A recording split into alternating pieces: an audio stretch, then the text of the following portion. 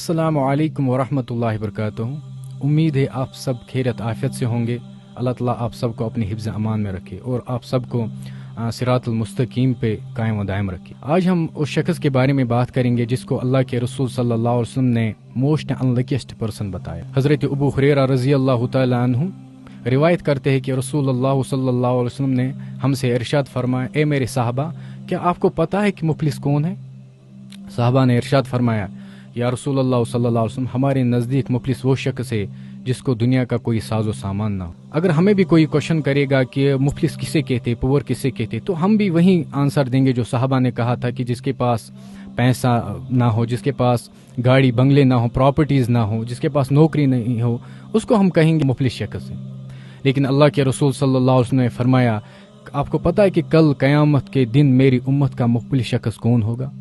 جس کے پاس وہ ہوگا جس کے پاس بہت سارے نیک اعمال ہوں گے، جس کے پاس نماز ہوگی، جس کے پاس روزہ ہوگا، جس کے پاس حج ہوگا، جس کے پاس نوافل ہوں گی، جس کے پاس تہجد ہوگا، لیکن حال یہ ہوگا اس نے کسی پہ تہمت لگائی ہوگی، اس نے کسی کا مال کھایا ہوگا، اس نے کسی کا خون بہایا ہوگا۔ یہاں سے وہ مقبول عبادتیں لے کے آئے گا جو کہ اللہ کی بارگاہ میں قبول ہوئی ہوں گی، لیکن حال یہ ہوگا اس نے دنیا میں اس بات کی فکر نہیں رکھی ہوگی کہ میری وجہ سے کسی کو تکلیف نہ پہنچے۔ اس نے کسی کا حق کھایا ہوگا، اس نے کسی کا مال کھایا ہوگا، خون بہایا ہوگا۔ جب یہ جنت کی طرف جائے گا، پیچھے سے شخص کھڑا ہو جائے گا، اللہ کی بارگاہ میں عرض کرے گا، یا اللہ یہ کہاں جا رہا ہے؟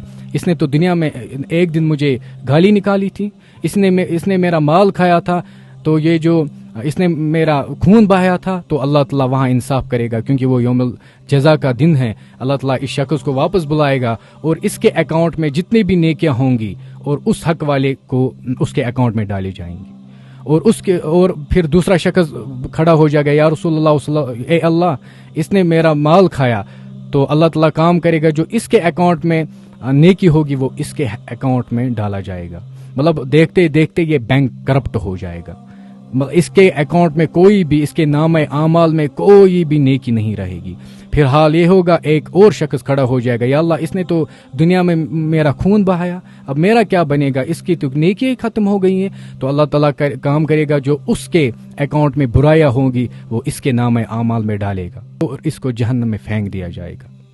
تو یہ اس کو ہم بینک کرپٹ کہتے ہیں۔ یہ بینک کرپٹ ہو گیا اس دن، اور اس سے بدقسمت شخص بھی کوئی نہیں ہے جو دنیا میں ہدایت پہ تھا، کیونکہ جو دنیا میں ہدایت پہ تھا، جس نے روزہ بھی رکھی تھی، نماز بھی پڑھی تھی، جس نے حج بھی کیا تھا اور مقبول عبادتیں ہوئی تھی، لیکن اس نے اس بات کا خیال ہی نہیں رکھا تھا کہ میری وجہ سے، میرے ہاتھ سے، میری زبان سے کسی کو تکلیف نہ پہنچے۔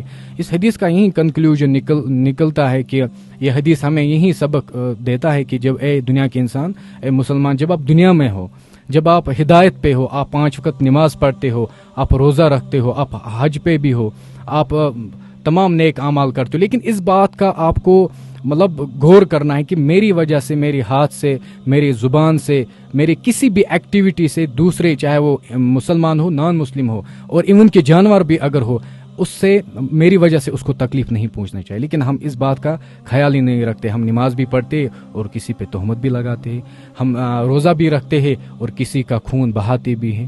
تو ہمیں اپنے آپ کا انسپیکشن کرنا چاہیے کہ کہیں ہم ان چیزوں میں ملوث تو نہیں ہیں۔ کہیں کیا میں نماز بھی پڑھتا ہوں، کسی کو گالیاں بھی نکالتا ہوں؟ کیا میں نماز بھی پڑھتا ہوں، روزہ بھی رکھتا ہوں، کسی کا مال میں نے کھایا بھی ہے؟ تو ہمیں we have to think about that کہ میری وجہ سے کسی کو تکلیف نہ پہنچے، چاہے وہ کوئی بھی پرسن ہو، کہ اسلام مینز پیس ہے، کہ میری وجہ سے کسی کو تکلیف نہ پہنچے، کہ کل اگر میری وجہ سے یہ چیزیں ہو کر بھی ہم نمازیں بھی پڑھتے ہوں گے، زکوٰۃ بھی دیتے ہوں گے، روزہ بھی رکھتے ہوں گے، حج بھی کرتے ہوں گے، لیکن پھر بھی ہمارے زبان سے، ہمارے ہاتھ سے کوئی دوسرا انسان محفوظ نہیں ہو، تو ہمارا بھی حال اسی شخص جیسا ہوگا جو کہ آخرت کے دن بینک کرپٹ ہو گیا۔ اللہ تعالیٰ ہمیں عمل کرنے کی توفیق عطا فرمائے۔